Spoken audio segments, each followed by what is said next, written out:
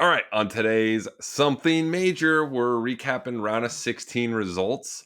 We are also bringing on Pedro Martinez, friend of the pod. We made fun of him a couple weeks ago for we picked him on Jack's team, not thinking he wouldn't do well at Wimbledon. Here we are. He popped a third round, so we got Pedro coming on. So let's get to it.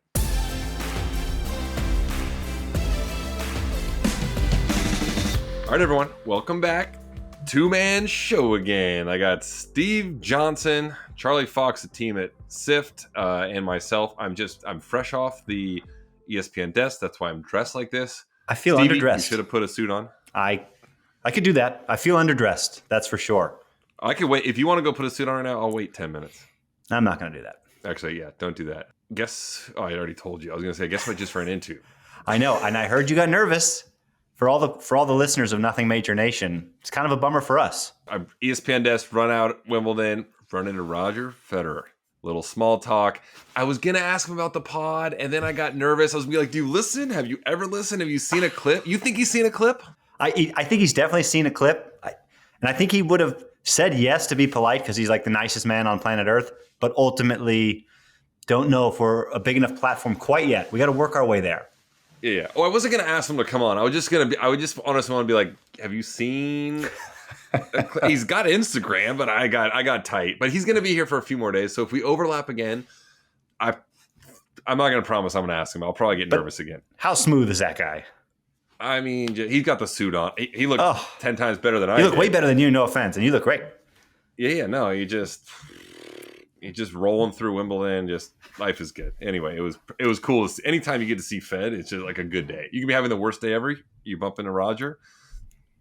Life is good. Also, big day. Before we get into results, we got a lot of things to cover. James Blake and I have a big match tomorrow. We're playing in the Legends. We play Jeremy Chardy and Bruno Suarez. James and I haven't hit a ball since we've been here. I feel like you're the underdog in that. I feel like it too, but we'll see. I heard Chardy can't move. Can you move? I can. I don't know. Can James move? You know what's embarrassing? I think I'm gonna get my ankles taped before I play tomorrow in the locker room. Oh, dude, that's a tough look. Is that a tough look? You got to go to like a rangy and get them taped, and then like come back. I was gonna go main lock. We get access to main locker room. Oh no! Can I not do that? Yeah, I think you should do it for content's sake. You know. I honestly don't want to twist my ankle. I don't want to twist my ankle on the Legends court. Go back to the ankle braces. I don't want to wear those either. I brought them. I'm too embarrassed to wear those, so I feel like if I tape, it hides it. Either way, bad look. Are we just talking about this? They got this like Discovery Plus thing. Kyrgios, Coco, Vandeweghe, and Dan Evans. You can watch the Wimbledon final with them, and it's kind of like the Manning simulcast, I guess. Is that what it is? Yeah, I guess that would be the best way to describe it. Just a different way for viewers to watch, I guess. Yeah, that doesn't interest me that much from a viewer. It doesn't for Wimbledon. Honestly. It doesn't for Wimbledon. It just feels like Wimbledon, we've talked about it here. It just feels very proper, very, very, very just proper.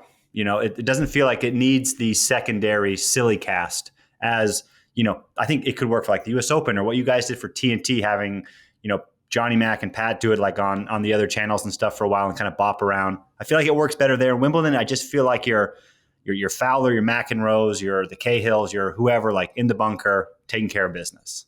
Yeah. Six Kings Slam is back with the top six guys. Sinner, Alcaraz, Zverev, Draper, Fritz, Joker. Same as this year. 1.5 million to show. Bonus 6 million for the winner. That is so freaking cool. I'm jealous. I was never top six, neither were you. So I'm like, no, we weren't going to get the invite, but pretty cool still. Yeah, for sure. To have those guys play in one event, like for a lot of money, they're going to be out there playing for it. They did it last year.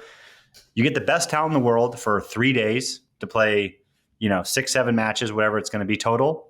What more could you want? Yeah. It was Sinner Alcaraz this year for 7.5 million total. Yep. That's good. Biggest news of the week, though, is our pod member, Jack Sock, making his return to the tennis court next week at the Newport, Rhode Island Challenger. So Newport used to be a tour event after Wimbledon. It's now a challenger. He's playing doubles with Bill Ackman, the 59-year-old hedge fund CEO of Pershing Square. and they play Bernard Tomic and his partner first round, they maybe have a chance. They're playing Tomic. Yeah, when Jack sent us that text either yesterday or the day before, I was thinking to myself, that's the greatest draw you can get because they could easily not try. Like Bernie could just go out there and just be like, not today, and completely tank. I looked at the draw since just to look at the names. Every other team like is there to win and compete from first to last ball. You know what I mean? You feel like, but with Bernie, you just never know what you're going to get. We've seen it a million times. He just plays a couple games and just stops. So I think Jack actually has like a halfway decent chance. Maybe. Jack's got to suck at tennis right now too, though. Like, I mean, and Bill, compared to the other guys, he sucks. Like, I know. So it'll be interesting to see. I don't know. I think it'll be fun to see. I hope I can stream it. I want to say they'll play Wednesday. I think they'll be on what I'm gathering, or what days? Yeah. So I'd love to stream it if it's on, Tennis TV or live, wherever they have it on. So I'm gonna watch if I can. Yeah. We got a visitor. Surprise guest. Oh my god! What's up, JS? You guys remember this place? Is that Hotel Viking? This would be the Hotel Viking. Yes. All right, give us. All right, we got Jack joining via FaceTime. Give us the rundown. You've got your big match coming up in like 2. Will you play Wednesday? Yeah, I've never heard. They said the supervisor, which I forgot there's supervisors and everything. These tournaments, they said because the other guys play Tuesday, we cannot play doubles Tuesday. So apparently we play Wednesday, which I've never heard of. But can we get like a little rundown? How's practice? How's your game? How's Bill's game? Are you guys confident? You playing the deuce? I'm gonna take the ad on this one. I'm gonna take the ad on this event. Bill said he usually plays the ad, but he said he would leave it up to me, see what side I want to play. So I'm gonna take the ad this one, and you know what? We've got a couple of great days of practice. We were in the Hamptons over the weekend at his house. We practiced on grass a few days, practiced on clay once, which was interesting. And all right. And we came over to Newport yesterday afternoon. Got a nice hit in last night, a little tickle, and been raining on and off all day. So we have a little evening practice tonight. He has two coaches and a practice partner as well here. So we got 2 guys we'll play against, just in house, so none of the other competition sees us. Sees what we're up to. Was Bill there like 2 weeks ago for like the Advisors Cup or whatever they call it? So he's gotten some reps on those courts? Finance Cup. Yeah, Finance Cup. He was here. He lost in the final, I guess, in a heartbreaker. It rained, went indoors, and he lost. I will say, Newport courts, for you guys, since you're familiar, they are like bouncing high. And they're much better. Not the Newport we remember. Even now, crazy. Yeah. But that tournament's so good. It's so good. I'm sad the 250's gone, honestly. But yeah. I don't know, it is what it is. Well, just to let you know, like the buzz of your wild card with Bill Wimbledon, like word has gotten around. People are excited. Really? Yeah. Did the ESPN green room? Like we have a dedicated TV up on the wall, like getting ready to stream it on Wednesday. Oh, yes. Yeah. Like we're fired that's great. up. All right. Well, we'll see which Bernard Tomic shows up, and kind of go from there. But honestly, for not playing a whole lot, as you guys know, the serve feels weirdly good. Are you using a BAB? Yeah, I had the American flag BAB. Had to bring it out for 4th of July. Strong at like 37? 39. That's tight, I feel like. Just because of the grass, I could get the ball down a little bit. 39, some Lux rough. I had to go buy string. Haven't bought string in I don't know how long. Went and bought string and turner grip. So yeah, it's all full circle. But we're here. We're gonna give our best effort on Wednesday. Bill's fired up. I'm fired up. Can't believe I'm playing another tournament, but here we are. Dude, good. We're obviously cheering for you, but like people over in London cheering for you guys. Like word is buzzing around. We want a W. All right, pray for us. So, all right, good luck. All right, appreciate y'all. Thanks, good to see you guys. All right, see ya. All right, we'll see you guys. All right, let's move on to Wimbledon. Did you see what just happened to Dimitrov? Sinner beats Dimitrov. Dimitrov up 2-0 and 2-2 in the third. It looked, he hurt his pec. I don't know what it was, but it didn't look good. I'm gutted for him. Dimitrov looked like he was, I mean, I don't know if he was going to beat Sinner. He's up 2-0, and he was playing like old school Dimitrov. No, he was playing great. And the biggest thing, I mean, if you want to talk tennis just for 30 seconds, the most important thing for him that nobody else has done against Sinner really is get out to early leads. It's a lot, I would assume it would be a lot easier for, Grigor breaks first game in both sets, kind of gets out to a lead, right? The confidence is there. I mean, we've seen those clips on Instagram and X now of basically these guys playing 30 minutes, 40 minutes, 50 minutes before they win their first game against Sinner. And at that point, your belief is gone. So, but ultimately, I'm gutted for Grigor. He's one of the best guys on tour. This is the 5th slam in a row he's retired. Yeah. And this one's the worst. This one hurts, right? Like, chance for a quarter, getting back to where he has been for most of his career, and hard to watch. It's really hard to watch because he's a joy to have out there. The way he plays, his personality, his just gift of tennis is fun to watch. Yeah, hopefully he's back. But Sinner advances, and he is going to play Ben Shelton. Shelton beat Sonego. I actually called that match. Semi-straightforward. Ben lost the first set 3-6. There was like zero energy. I feel like if Ben, we had him on the desk, ESPN desk after, and I asked him, like, do you look for like a big shot or something to like spark your energy? And he's like, yeah, I do. And the first set didn't have that, maybe mostly because Sonego served at like 80%. But like once Ben in the second set, like he gave one of those big come-ons and hit like a winner, you're like, all right, I feel like he's going to take him out now. And he did. 6-1, 7-6, 7-5 after that, but it didn't feel that close to me. You want to know how I feel bad for Sonny the King here? He's lost to Ben in all 3 slams now so far this year. Quarters of Australia, first round of the French, 4th round here. So I'm excited to see what round they play at the US Open. Maybe Sonny the King can kind of get hit a little revenge, but that's bad luck. I'm going from memory. This could not be true what I'm saying. I think I saw that's the first time 2 guys that like weren't like top 10 players, and Shelton is now, but he wasn't in the previous 2, played each other in like 3 consecutive slams. Like, because you get like Fed Djokovic. Yeah, of course. Or Fed Nadal. But that wouldn't surprise me. That never happens.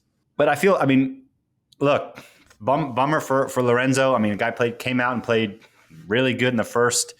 Can Ben win this tournament? I mean, technically, yes. He's got to be most likely Sinner, Djokovic, Alcaraz. So, I mean, technically, yes, he can win this tournament. Technically, he can. Very true. That's a tough ask. That's a tall mountain to climb. That is a tall mountain to climb just because what he does best is overpower guys. And you can't do that to those 3 guys, right? Like, you can't hit through Sinner. I mean, the guy's got insane returns. You can't hit through Novak, and you're not hitting through Carlos. So that is the hard part. To do that, and he's going to have to do it, to win 9 sets and probably play more than that on a way to a title.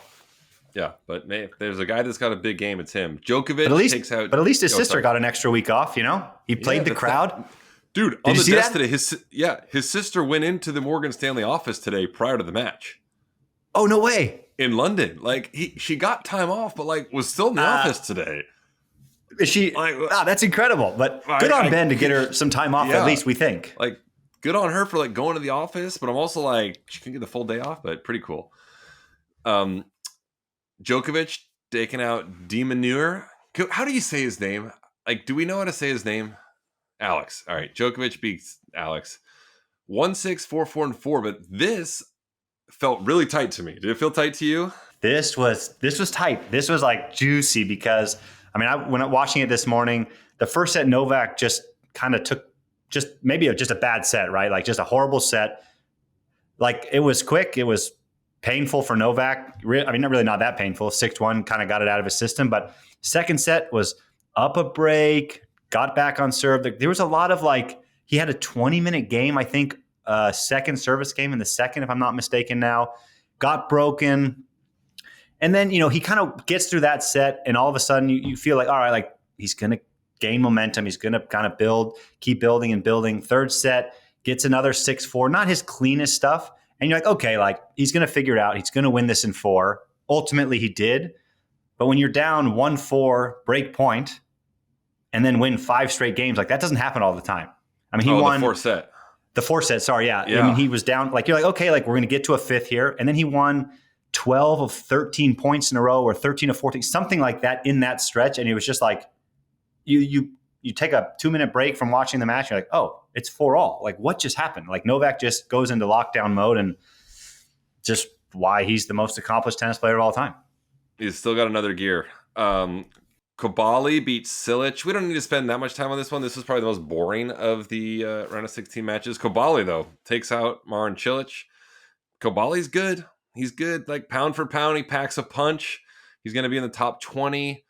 I don't know. I feel like that's all we need to talk about on that. Let's go to the other. Fritzy takes out Jordan Thompson. Again, Fritzy needed this, maybe 6-1, 3-0. He had played a ton of sets. He gets like a long break now. Yeah, this is big since they've changed it to playing on Sunday, those guys who play on Monday have that little extra advantage because they will play their round of 16 on Sunday. And especially in Fritz's case, getting less than an hour basically out there. And now he's got basically kind of all day Sunday off, Monday, Tuesday. Like, he's got a lot of time to get or does he play tomorrow? Yeah, Fritz. Yeah, I think he does play tomorrow. So but even if he does win, he's going to get 2 days off at some point. Yeah. Right? So it's like now. It's going to be helpful for him. That's all he needed. Those 5 setters are so long ago for him. Doesn't matter. But good for Fritz to get through that one easy. And now let's play. Yeah. Karen Hochnov beat Merjerdjek. You're really crushing that name. I think you got it. I think you got it down. Don't need to spend a ton of time on that. 4, 2, and 3. No offense to the guys that I'm skipping over right now. Just they weren't as interested of matches. Alcaraz taking out Rublev 5-7, 3-4, and 4. I feel like Rublev came out, took that first set 7-5. Everyone's like, uh-oh. And Alcaraz just went, all right, everyone, shut up. And then just 3 straight sets. It was shot making after that. Were you following that match? Like, I can't remember if you were calling it or if you were. I kind of had it on in the background. I here and there. I didn't actually watch a ton of it. There was the break point at 3-all in the third, 30-40. Alcaraz played a sick point with like a running forehand winner, like cross court. You just felt like number that was 2 it. Sports Center plays of the week. Yeah. I mean, I'm watching that. I'm like, I watched that point. I'm like, it's over. Like, Carlos just got the crowd on his side. Yeah. I mean, that's what he does. He's just an electric factory. The sad thing, that was like a perfect point from Rublev. He's like, perfect that's like one of the best points I've ever played, and I lost the point. And you just got absolutely pumped, and the crowd doesn't want you to win now. Nobody wants you to win. Carlos is just flying high. But yeah, I was like, that is, I mean, can you say vintage Carlos at like 21, 22 years old? Yeah. I mean. Like, insane. Raducanu in the crowd watching. That's all I'm going to say. Just do what they're watching. You just, I love it. I got you. Yeah. It is what it is. And then Cam Norrie beat Nicolas Jarry. I called that match. Norrie up 2-0. Jarry comes back. Match point in the third on his serve, right? I was pissed. I was calling that match. I was like, all right, I'm going to make dinner at 7. That. And then, no, it's not what happened. He served for, I think, 6-5 in the breaker. And then 2.5 hours later, you're done. Jarry like comes back, wins the third, wins the fourth, and then like loses his serve early in the fifth. What are you doing, dude? Jarry's like tough. Like, he's erratic. He hits the crap out of the ball, but then he will miss balls by 12 feet. But then he connects, and you're like, this is the best player I've ever seen. But that's kind of the issue, right? I mean, that's the issue with guys who are not making that next step consistently. Like, the consistency's not there. He has the game to beat these guys and to get to this point. He just can't do it day in and day out like some of the other guys. All right, let's move over to the women's draw. We're going to talk about these, their round of 16 matches, the ones that we know. Sabalenka defeated Mertens 4-6. Sabalenka, I think, she's got to be the favorite at this point, right? In my mind, I have Sabalenka as the favorite, Swiatek just behind her, and then everyone else is like equally the third favorite. You kind of agree with that analysis? Yeah, I do agree with that. I mean, Sabalenka's just by name recognition and game and, her aura about her of being, a Grand Slam champion, eclipsing pretty much the last 12 months, 18 months, just infinitely better than the rest of the women on the WTA Tour. Like, I think she's going to get through Siegemund pretty easily unless she can craft her way into like grossing it up a little bit, to a certain degree, because she's not going to out-hit Sabalenka in that one. But I would agree with you that Swiatek is the second favorite. I don't know if Andreeva is quite there yet at the young age. Like, I don't know if she. I think you need reps in this situation to kind of get over that hump, but I feel like you guys don't agree with me on that. So we'll see. No, we don't. Speaking of Andreeva, she took out Emma Navarro today. She looked pretty good, like pretty routinely. What was the score on that? 2-3. But like went up big in both sets, like early breaks. She looked good. Dude, did you see the final match point with Andreeva? No, I missed it. Dude, best thing ever. She wins the match. Didn't realize she forgot the score, so she's going back to get ready to return. Those are always good. Net, and those are like, always good. What? And they're right of the net. But they're always good, but they're better when it's a round of 16 on center court at Wimbledon. Roger did it once, I remember, in Halle. Like, guys do it every once in a while. It's pretty good. Anisimova taking out Noskova. Animosova's dangerous, as we know. She's very dangerous. And if she wins her quarterfinal and Sabalenka wins her quarterfinal, they'll play in the semifinal, and Anisimova is 5-3 against Sabalenka lifetime. So I don't know. I don't think.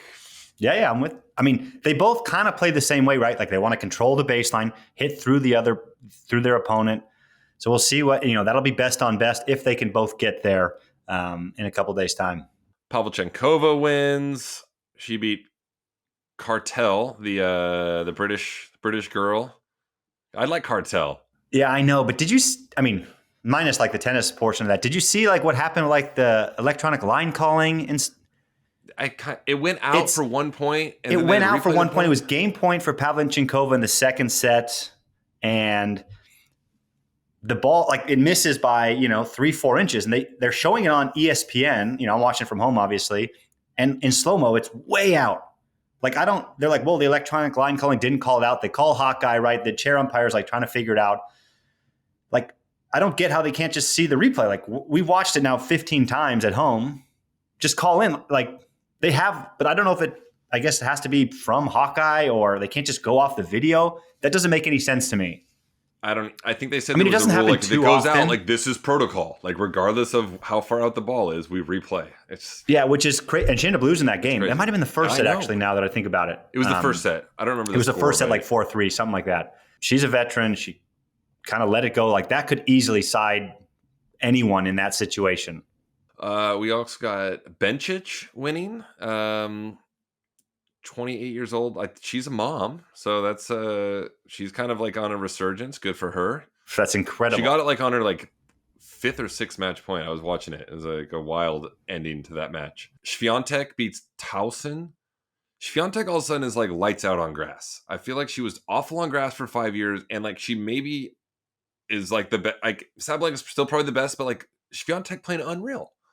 She figured it out. I'm like thinking about this more and more now. Do you think? I think it's got to be extremely hard. I mean, you and I were really never in this situation, right? Only a few people are, where you're the favorite every week you go out there, every tournament you go out there, day in and day out. Everybody assumes you're going to win, and that has to wear on you over time. And she had won the French 4 times, 3 times in a row. Like she lost there. Like, take a step back. I mean, and for her, a step back is she's the 8th seed here, right? Like we're not talking something crazy. But it's probably nice for her to fly under the radar to a certain degree and kind of just go about her tennis again rather than deal with the expectation every single day, in press, in media, on the practice courts, to be the number 1 player in the world. I feel like it has to weigh on you to a certain degree. Yeah, no, I think you're right. She is looking really good. And then we got Samsonova beating Buzas. There's another, isn't it Buzas Maneras or something? It's a double namer. It's a double namer. But you don't want to play. No, you want to play a double namer on the grass. You do want to play. Yeah, but anyway, Samsonova, she's in on it. In on it? I don't even know what that means. She won. Let's long night again. All right, let's hit the quarterfinal predictions. I'm gonna ask you who you like, and then I'm just gonna agree or disagree with you afterwards. I didn't do very well in the round of 16. I know that. We're gonna start with the men. Jannik Sinner against Ben Shelton. Who you got? I'm going to go Sinner. And tough luck for Ben. This is his 5th quarterfinal. He's played the number 1 or 2 ranked guy every time. I know. I agree with you. It's a tough one because Sinner can just get the Ben's serve back in play and just pepper Ben's backhand on both sides. And, just Sinner, obviously not escaping this one, by his own means, but he he's gotten a couple tough sets out of his system. Feel for Grigor, of course, but you're not going to see that slow of a start from Sinner in the next round. Yeah, Sinner's going to get a stern talking to in the locker room tonight. He's going to get in trouble from Coach Cahill. Maybe not Goran style. And then just come out firing. Djokovic, Kabali. Novak. Just feels lopsided, doesn't it? And if you're Novak, like, you got to come out locked in and take care of business and save all that energy, because you're going to have to conquer a couple big hills in the next 2 rounds. Fritz against Khachanov. I just figured out this week it's Khachanov and not Khachanov. Who is winning that one? I want to say Fritz, but Khachanov he's beaten him twice. 2-0 head to head. These are going to be 2 big boys striking the ball very clean off both wings from the baseline. This is going to be hard hitting. I personally am hoping for the roof to be closed. That way I can just hear the sound of the ball off both guys' rackets. But that's going to be a good one. I lean Fritz just because I just think he's just not going to lose out there. He's just not going to lose. He's going to find a way. He's going to will himself to the win. He's got too much confidence coming in. Agreed. Alcaraz versus hometown hero Cam Norrie. I think there's only so much the home crowd can do in this one. Over under on sets for Norrie is a half a set. Does he win a set? How does that work? I'm just saying, does Norrie win one set or not a set? No, I don't think so. I think Carlos is now getting to the point where there's no longer mental walkabouts, right? Like, I think losing the set to Rublev, and now he's just like, okay, we're back. Go time. Quarterfinals. This is how I get another slam under my belt. Alcaraz plays Norrie to play the winner of Fritz Khachanov. Just pencil Carlos into the final. Pen him into the final. I'm sure that. We'll revisit it. We got another show. Look, that's good for me. I've got him winning, and I don't want to go shirtless on this podcast. So that's good for me. I'd like you to pen him in. All right, let's move over to the women. Sabalenka versus Siegemund. Sabalenka, 99.5 times out of 100. All right, so you're saying there's a chance for Siegemund. You know what? 99.9% chance. So yes, I am saying there's a chance, but it just got smaller. It just got smaller in the last 10 seconds. Agree with you. For no reason. Anna Masova versus Polychenkova. Anna Masova 3-0 head to head. I'm going to go with Amanda in that one. Hopefully no champagne bottles are being uncorked during her matches, so she won't be distracted like she was in the last round. And I think she's going to get through that one. And we're gonna see the Sabalenka and Anisimova in a semi. Yeah, we're agreeing on all of these. Andreeva, I don't know if I like that. Andreeva versus Bencic. I'm gonna go with Andreeva in that one. Yeah, same. She looked great today, and she looked great. Yeah, just simple as that. She looks great. Yep. I don't think they've ever played. First meeting. And then finally, Iga Swiatek versus Samsonova. Iga leads head-to-head 4-0. Not only 4-0, but 8-0 in sets. I think we're going to see 10-0 in sets here. Iga, we just talked about it, flying under the radar to a certain degree, playing extremely well on the grass. So I like her to continue that fine form and make a semi at least. We had so many upsets early. Like, we're done with those. I feel like we're just, like, the upsets are done now. Does feel that way. But time will tell. All right, let's update the snake draft. In first place, you're looking at him, best dressed guy on the pod. I got 9 points. I have Djokovic left, and that is it. That's okay. I need him to get a W. Isner in second place with 8 points, and he has Sinner and Khachanov. If Khachanov beats Fritz, like, John's looking good. But this, what was this for? This is, I don't think we're betting. This is just pride. Jack has 6 points, but every one of his guys is out, and Stevie has 5 points, and you have Alcaraz. If Alcaraz wins, you're guaranteed to not get last. I was playing with one hand tied behind my back, you know? Yeah, and then the bracket challenge. This is one where we had like 4,000 people play. Here's the standings with this. And this is the one, whoever does the worst between the four of us has to do a shirtless episode. Jackson, not first, but for the four of us, Jack is in first. I am in second. Stevie is in third, and Isner is last. But it's very tight, the points. Like this, a lot can change here. A lot can change here.